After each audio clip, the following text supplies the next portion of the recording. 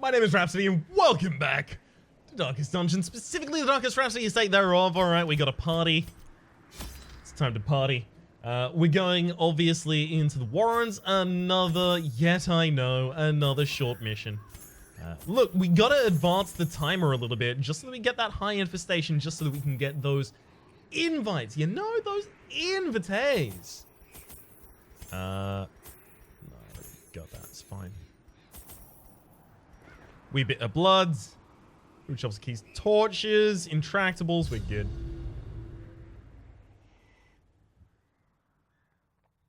I did want to go hunting for the thing from the stars, just for the possibility of getting memories. They breed quickly down there in the dark, but perhaps we can slay them even faster.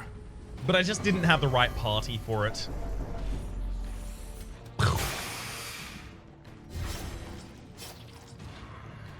11 speed. It's possible we get an action before the second line enraged a Rattler. Nice. Oh, perfect. They have 57 HP. They just don't look like they have 57 HP, but I'll tell you what, they do. They've definitely got 57 HP. Alright, that's one enraged Rattler down. Fuse rolls on Colin for blow to body and brain. 13, but no blight. Enraged Rattler the first, sent straight to hell. Precision. Oh, the crits, Patricia. The crits. It's another dead enraged Rattler right there. Just has a wee bit of time left on it.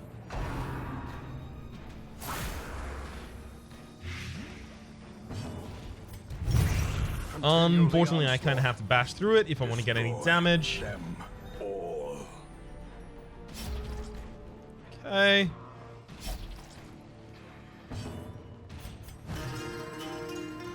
Don't know if we have any battles soon, so I may as well go for the de-stress there. Couldn't crit on that hit, Patricia? What's up? Alright. That's actually probably better for us, because now we can get 2 party heals off. Waits for the slightest That's a lot of blight. Concentration.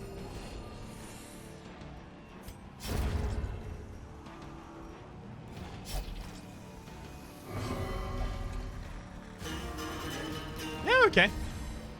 If you're going to choose to use that action, I'm actually okay with it. That cuts on its own.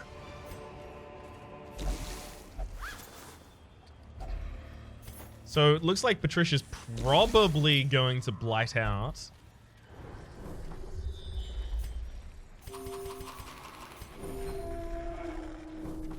Good lord! Are you kidding? Most of this map has no enemies on it. What are the odds of that? Seriously, what are they?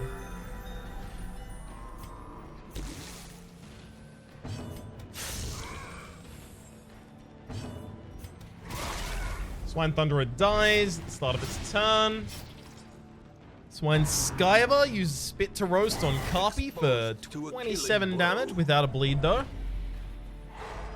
Oh, it's a stun. It's really bad. Hook where it halts. Rules on Reto. Slowly, gently. No, I didn't mispronounce that and then try and save it by adding an accent. That's what you did! Did I convince you? It wasn't a very convincing action.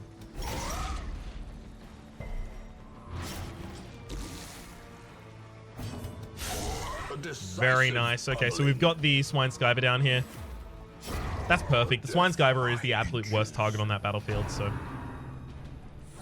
more than happy to have them down.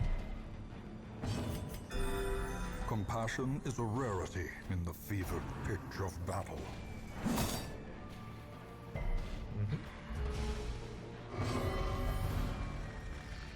Nice! Moves himself back into position in order to attack. Hell yes. Eradicated. Straight up removal of that target. Love it. Gotta be party healed twice here. Thrice even, possibly. We could just ignore the Flesh Eater for a bunch of rounds.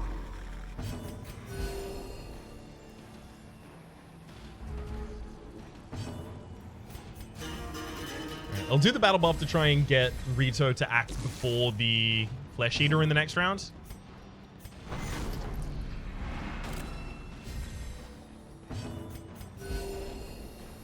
And in the round after.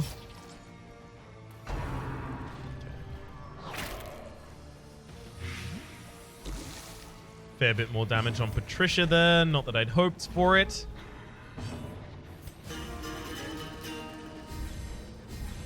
That definitely should have been just a stress heal, by the way. It's my bad.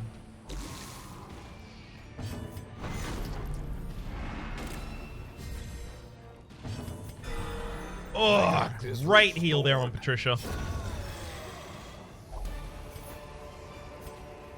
These nightmarish creatures can be felled. They can be beaten.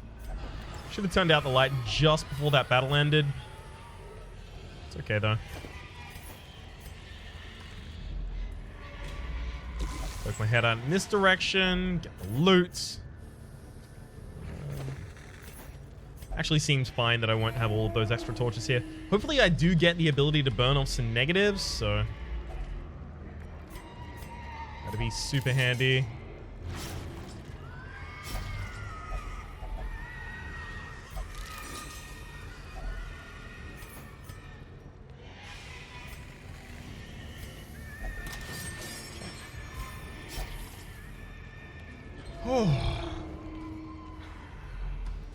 Hell of a dungeon, I'll tell you that much.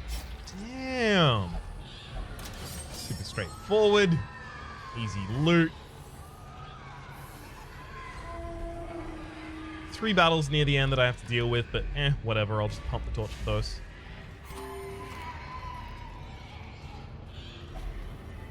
Thankfully no one activates Paranomania here. Reward for a task well performed. I never use Aegis Scales really out of battle, so I may as well start using them here.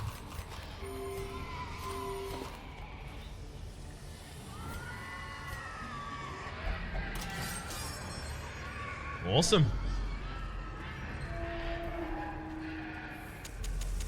In Radiance, may we find victory. So there's literally only 1 room battle here, and 2 of 3 hall battles turn out to be snakes. Wild.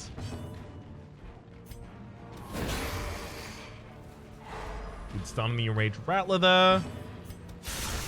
We're trying to basically take that out before it gets any actions off here, and damn, that'll get it done. Alright, Enraged Rattler down. Infused, rolls on Patricia, gets dodged. Reeling, about to break. That was a crit as well, so good dodge there. Adder's Fang rolls on Patricia also for 3, as well as a Blight for probably 4 for 3. 4 for 4. Bleeds work less on the Nightmarish Adder because occasionally the Nightmarish Adder will see fit to remove them from itself. Yeah, like that. You crit healed yourself? How dare you?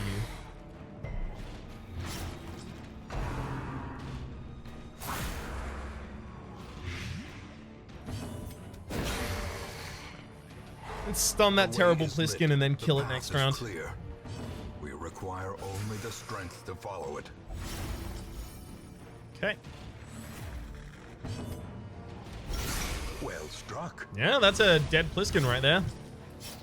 No need to throw any other actions on it. Don't molt.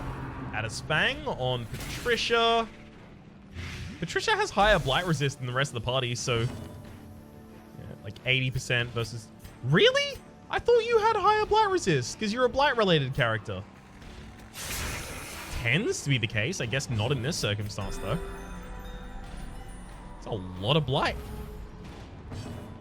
A powerful blow. Good crits, Carpy.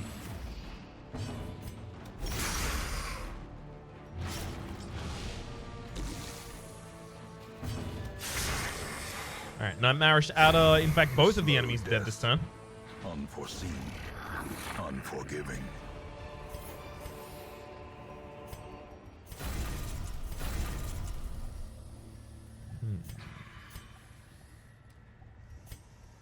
Know that I no longer lead keys, so easy to remove.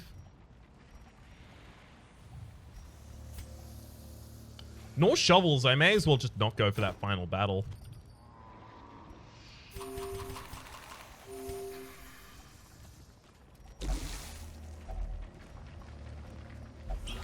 Okay.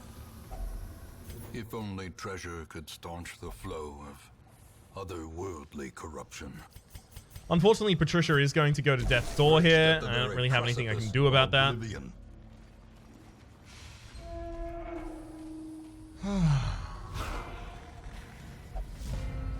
Okay, we got the surprise, and Patricia is guarded by a block here, so we're all okay. The blood quickens. Good crit. Alright, we're fine now. Masterfully executed. Oh, just enough damage to get that cutthroat down as well. Slice and dice rolls on the front two. Apparently did crit. Still invokes the stress and the debuff. Such a terrible assault cannot be left unanswered. No damage at least.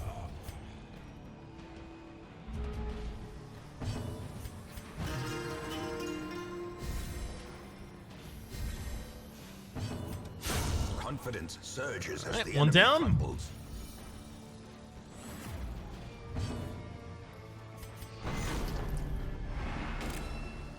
Come on, Brigands.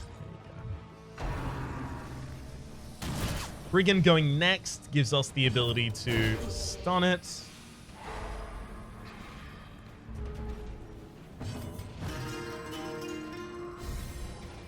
Right. Everyone's relatively low stress here. I did forget to bring laudanum on this mission. Not that it's turned out to matter, but Formation still. is broken. Maintain the offensive. Right, so we'll have Carpi interact with this. Great insight into the Warrens. Get Warren's Explorer, which replace stress faster. Obviously, I was hoping you'd remove Zoophobia or Antsy there, but that'll do, I guess. Secrets and wonders can be found in the most tenebrous corners of this place. Damn. Colin got a negative, and it's Cetomania, obsessed with food. Okay, that's actually something I do need to remove. So I had Colin interact with that because Colin has no negatives and a bunch of positives that I don't care about. So I really want to find a positive that I care about in order to lock in. The Fits, Tapeworm. Okay. Nothing good really happened there. Any evidence of excessive exertions must be made scarce. After all, appearances must be maintained. Must they? Okay, we're probably going for a medium mission here if I had to guess. Let's throw that party out. Thinking... Okay, what are we going to? Wield, right? Emin second liner, Espic final, Kulai first, Ansari fourth? Sorry, third. Yeah, it's a pretty good team. It doesn't help Parnell level up, though. And I'm trying to level up my Plague Doctors as well. Plague Doctor would have to be one of the final lines. That's not going to work. We're running Espic as a fourth. Espic could run as the second, as a stunner. And then Parnell could be in the back line.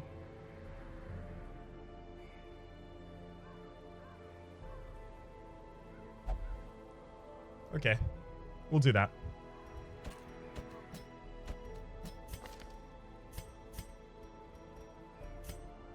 Alright. All looks good, but before we commit to that, obviously we have a bunch of characters that we need to lock away for treatment. Colin remove the Tapeworm. Rita remove the Fits.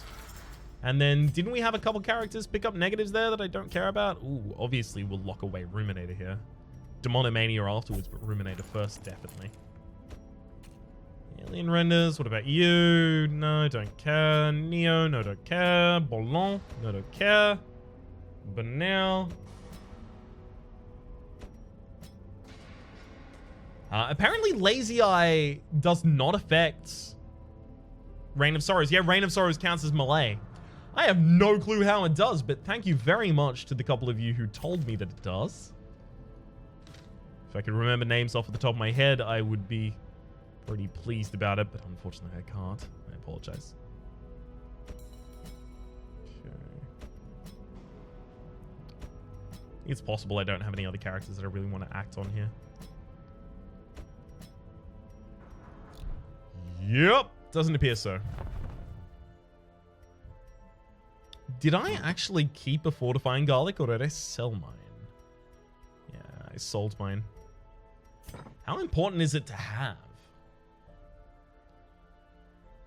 Not very? Not very. Alright. We're good. Pretty much just this party to this area then.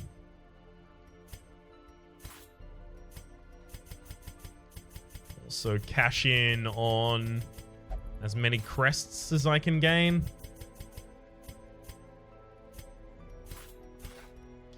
Almost! We've almost got that red hook. Hell yes. Right, time for equipment on all of these characters. Usually we would go for the signet ring here on Kulai, but we will elect not to do that. Because we have enough focus rings to go around here. I kind of want to lose like a couple more trinkets so that I can get all of the trinkets that I've lost. Because they have yet to come back.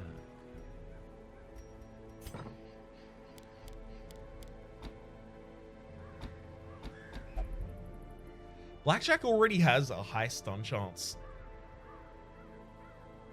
I wonder if I elect to just give damage to Espik here, rather.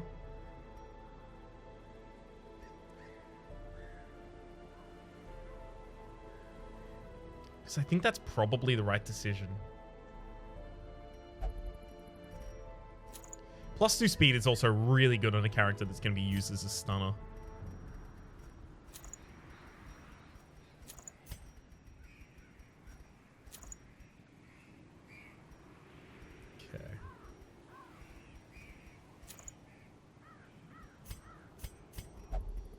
All looks good to me. Just a couple levels that I need to throw into a couple of these characters. Not here, though. It's just in the skills. Alright, Espik needs 2 more levels of stun. And that'll do. Alright, let's go out. No. It's the slightly lower level one. Yikes. That could have been really bad.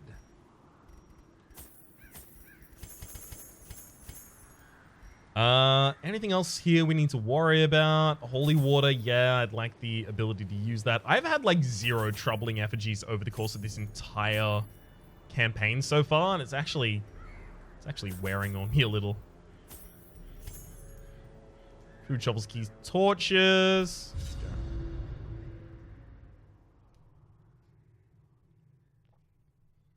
The troubling effigies in this area, if you purify them with holy water, will give you a positive quirk. Soil, sapping all good life from these groves.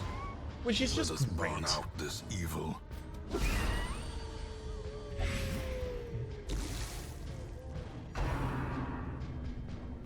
First rolls on Anzare, who is not crimsonly cursed as a direct result. That supplicant in the back line is now dead before it ever gets another action. Continue the onslaught. Right. Destroy them all.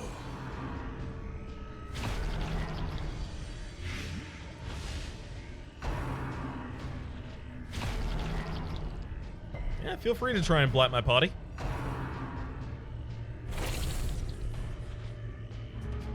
Great. I target the second liner here because that is the only line that... The ground Oh, quakes. damn, that's actually lethal already. Yikes. That is the only line Devastating that blow. Espik is currently capable of hitting. Oh no, wait, we can actually use the Hound's Rush against the frontliner. This Awesome. slow death, unforeseen. unforgiving. I must be thinking of Throne Dagger from Neo.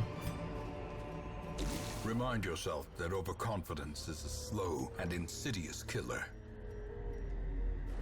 Will always remember to do so. Thank you very much.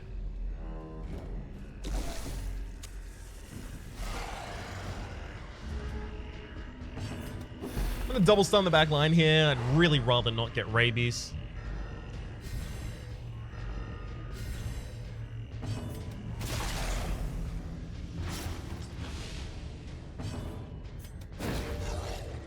Okay. Good stun. That crazed Nasher is still yet from dead though. Eradicated. Rend on Kulai? Could be worse.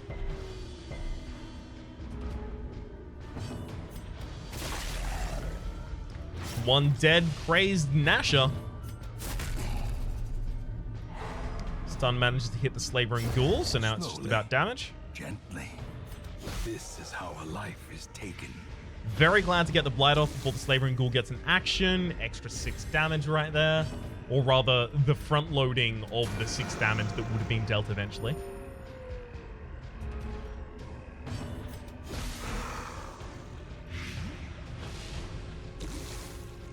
Obviously, here I let the Flagellant lose some HP. Good dodge.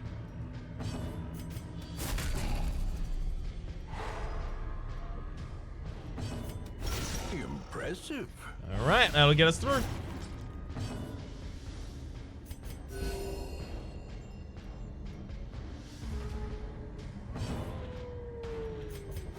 So the self-heal there is going to be a good idea. Rush at him as well. I guess I'll heal Kulai. I was kind of trying to hold off on that the entire time here. The bigger the beast, just for the possibility of getting towards and using Exsanguinate later on. It's loot time. glittering gold, trinkets and baubles, paid for in blood. Pump the light before we go into the room just for the possibility of scouting. Really like to spot out those traps before they hit us. Yikes. That's two of my three shovels already down. To the spreading corruption, malformed with misintent. Usually I'd save some of those shovels for the possibility of getting loot from graves, but I can't guarantee that I won't need the final one as well. Double stun the back line as quickly as possible.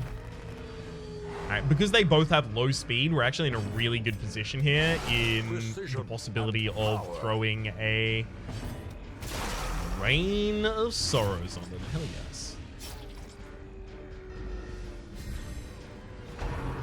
Slime Smack rolls on the front two.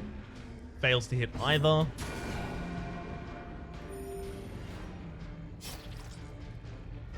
Alright, so one of those fungal batteries is down. The second one needs only one more action, and that'll get it done. As the enemy crumbles.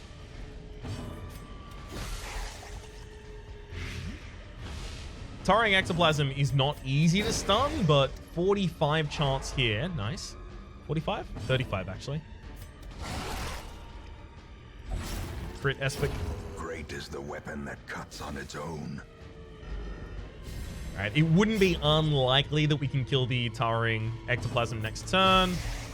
Just because all of us are quite a lot faster than it, so we should be able to stack our DOTs to the point that it's dead. And that's a dead Towering Ectoplasm. Their cursed champion falls. So they do. What's the matter? Can't get a double scout at any point? At the very least, we are getting all of the scouts that we're really asking for here.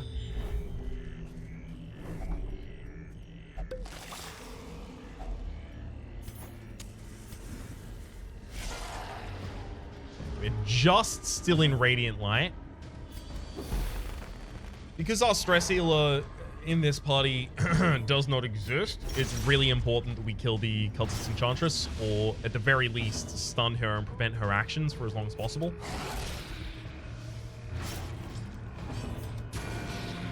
that's a dead cultist enchantress. The quivering ectoplasm has 2 rounds, so unless it uses ectoplasm in its first round, we're fine. Slime? Yeah, but it's the other one I'm worried about. Cytokinesis. That's actually... Never mind. That's the name of the move I was talking about, by the way. When I said ectoplasm, I was talking about cytokinesis. It's just I said the wrong words. Ooh, did not actually manage to land the bleed there. What's the chance on that? It's like... So 165... 15% chance to miss that? Wild.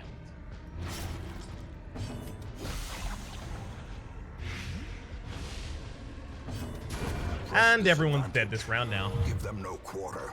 Nice self-stress heal there, Osric. A death by inches.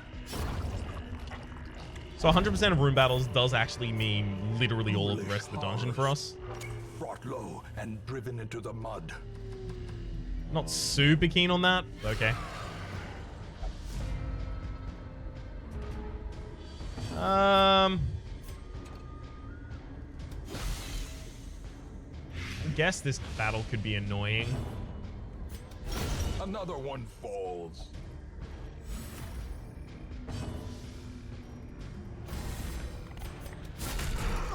Which is to say, I guess I should use a dog treat. Wow, stun chance there was 140. So 30% chance for the enemy to resist that stun. As the fiend falls, a faint hope blossoms.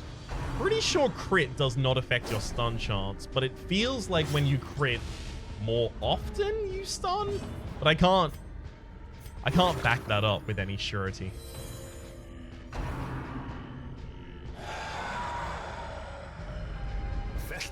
Fear That's a lot of stress, unfortunately. the mind. At the very least, we did not pick up the worries on any of our characters. The disease for plus 30% stress.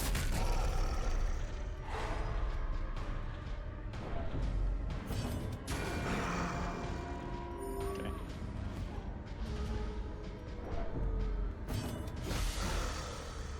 Alright, DOT should have the Slavering Ghoul down. Oh, this action. Easy. Gonna go for party heals here, basically every turn. No, I'll just go for kill here. Fine. Prodigious size alone does not That crit getting his dissuade the stress sharpened heal. blade. As victories mount, The so crate too is will empty, resistance. but the pack contains loot.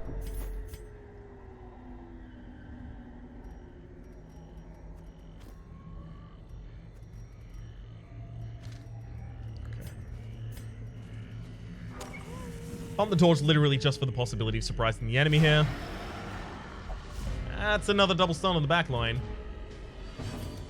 Double stun and the Rain of Sorrows on the back line is just... Oh. Great feeling.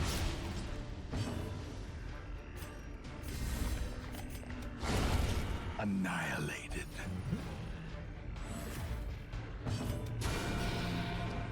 Awesome. That's a dead cultist enchantress. So on that first round, we managed to get some stress healing as well as double kill the backline there. Pretty good.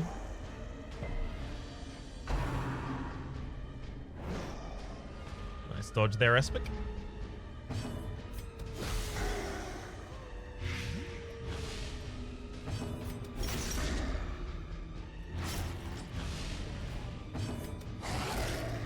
Alright, that fungal grabber is now at the point that dies next round, so I'll start targeting the other one.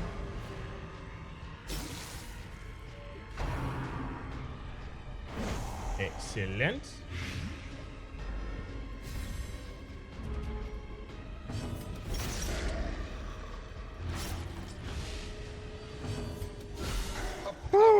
Nice crit, Panel. Literally just for the self-stress recovery, but still nice. A momentary abatement. Would have taken a crit there in order to deal with the fungal grabber, though. Good dodge. Never mind. Oh my god! Parnell, you can heal for 10? Hippocratic ain't kidding. Damn. I mean, also, yeah, gifted for the plus 20% healing received, so. Those are stacking in a lovely way here. A trifling victory, but a victory nonetheless. Yikes. If I hadn't just used my... but they are all quite well equipped. Fine. Hello, Shambler. Okay. That's, that flip actually doesn't even change any of our actions. Very nice.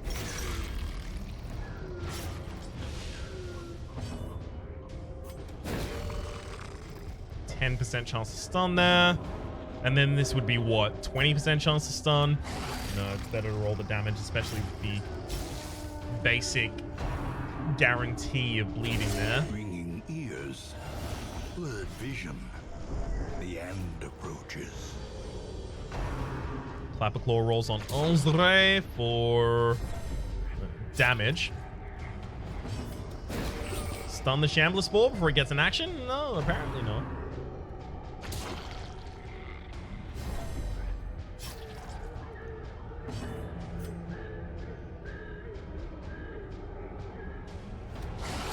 Ooh-hoo-hoo.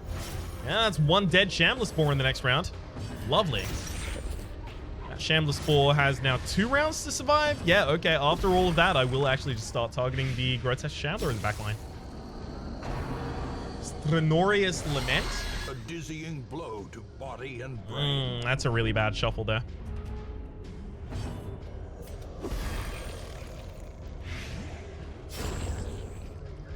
Okay. Shameless Blow rolls Clapperclaw on Kulai. Kulai is probably the person most equipped to accept that, so I guess thank you.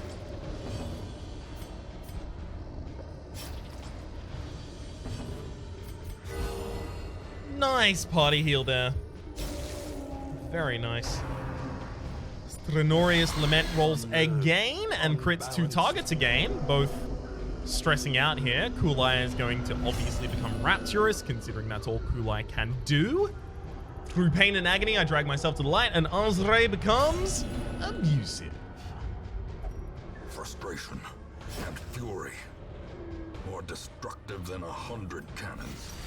These crits have obviously been kind of ridiculous, by the way. Just in case anyone's thinking, oh, that's how that should go. No, not really.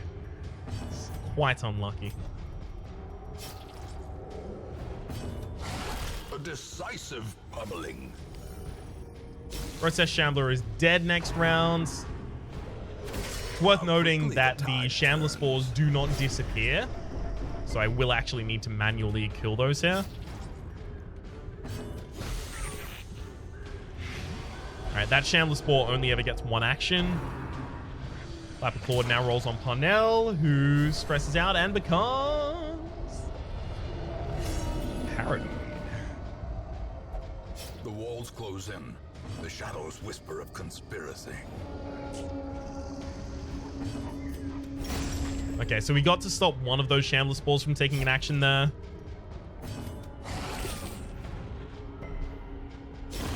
It could be dismissed as a fever dream, if not for the corpses. Which corpses? Because, I'll have you know, we're doing fine.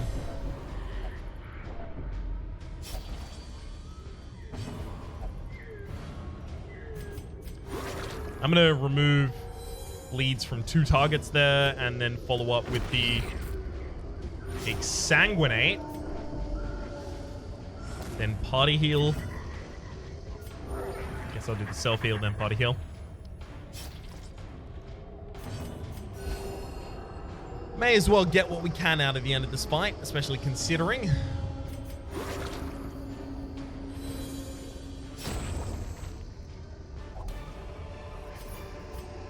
This expedition at least promises success. Does it now?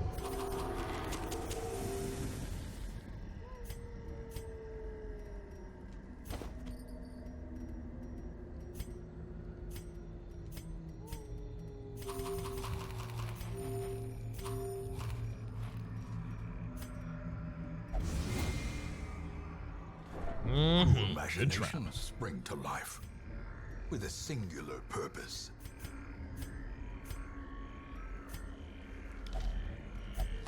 And someone could not resist stowing treasures there. All right. Final battle. This could actually be rough. I mean, we're all stressed out, obviously.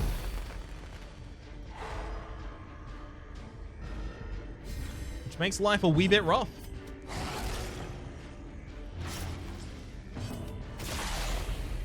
Great. No actions from the Crazed Gnasher. We've already got some damage on the Tenacious Crone before she takes an action here.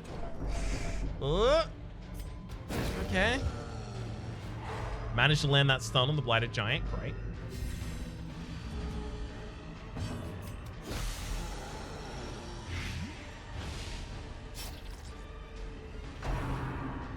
There's the first.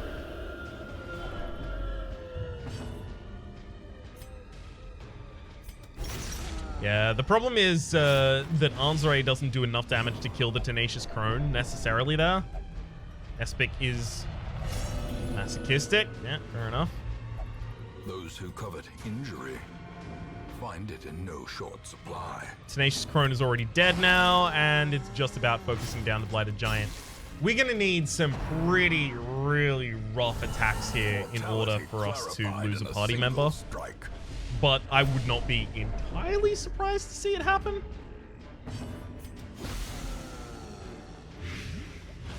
I've seen worse things happen, I guess is what I'm saying here. Oh, thank you, Kulai, for moving forwards. That's actually really appreciated here. Because that now gives the ability to Anzare to occasionally hit the stun. Damn, misses entirely. Tree Branch smackdown on Kulai. Doesn't even manage to set Kulai to death's door.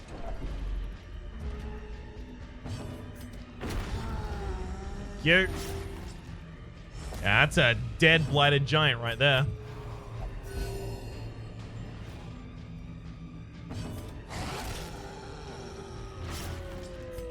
The darkness holds much worse than mere trickery and boogeymen. These nightmarish creatures can be felled. They can be beaten. Obviously, we'll loot at the very end here. I mean, that's... Despite, obviously, all of the negatives and the fact that everyone's stressed out and everyone's super stressed and blah. It don't really matter. That was still a really good dungeon. Slow draw, really bad on Kulai. Warren's Foe, pretty bad on Espic. But could have been a lot worse, I guess. There is a great horror beneath the manor. A crawling chaos that must be destroyed. Alright, so we are still on medium level of infestation, but good lord, do we ever have our choices of different missions that we might go on next episode. For the moment, though, my name is Rhapsody, the name of the game has been Darkest Dungeon. Hopefully you've been enjoying yourselves, and hopefully we'll see you next time.